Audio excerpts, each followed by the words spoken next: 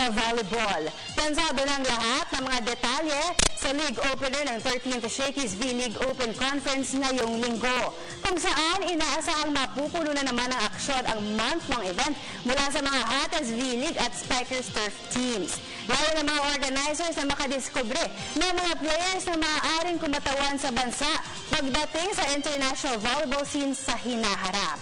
Ang kabuuang detalye, ihahatid ni Joyce Salamatin. Handa na ang lahat para sa pagbubukas ng 13th Shakey's V-League Open Conference sa linggo. Ito ang tiniyak ni League Commissioner Tony Boy Liao sa PTV Sports, lalo pat panibagong hatawan at volleyball faces ang masasaksihan ng mga fans ngayong taon. 8 teams ang inaasahang magpapasiklaban sa V-League, habang 6 teams naman ang sa Spikers Turf na liga para sa mga kalalakihan. Dahil dito, tiwala si Liao na mahihigitan nila ang mga nakalipas na staging ng liga.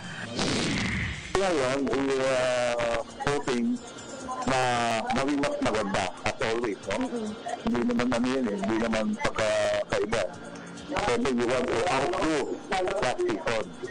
So ito nga, right ngayon, kaya medyo maingay.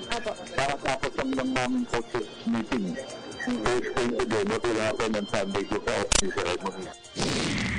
Samantala, naging tikom naman ang bibig ni Liao sa tanong kung sino sa mga participating teams ang title favorite.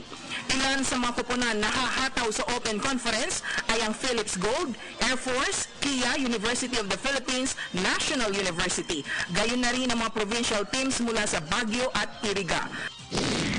Ngayon, hindi ko namin masabi kung sino talaga malakas dahil Open Conference.